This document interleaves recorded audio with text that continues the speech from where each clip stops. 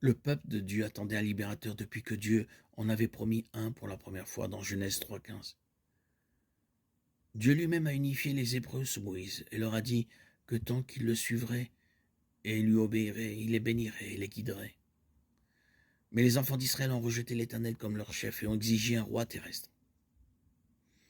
1 Samuel 8,7. Dieu leur a donné ce qu'ils voulaient et a nommé Saül comme premier roi d'Israël. 1 Samuel 9,17. Lorsque Saül a désobéi à l'Éternel, il a été rejeté par Dieu, et ses fils n'ont pas été autorisés à lui succéder sur le trône. Au lieu de cela,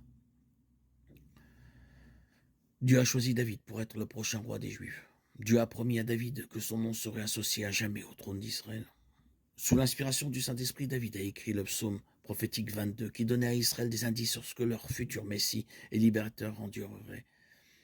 Mais dans leur désespoir d'avoir un roi et un royaume terrestre, la plupart des Juifs ont ignoré ces paroles prophétiques ainsi que celles d'Ésaïe au chapitre 53.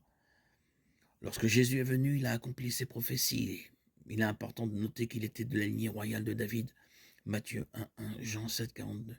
Et il pouvait à juste titre prendre le titre de roi des Juifs. Mais parce que Jésus n'était pas ce qu'il voulait, son peuple ne l'a pas reçu.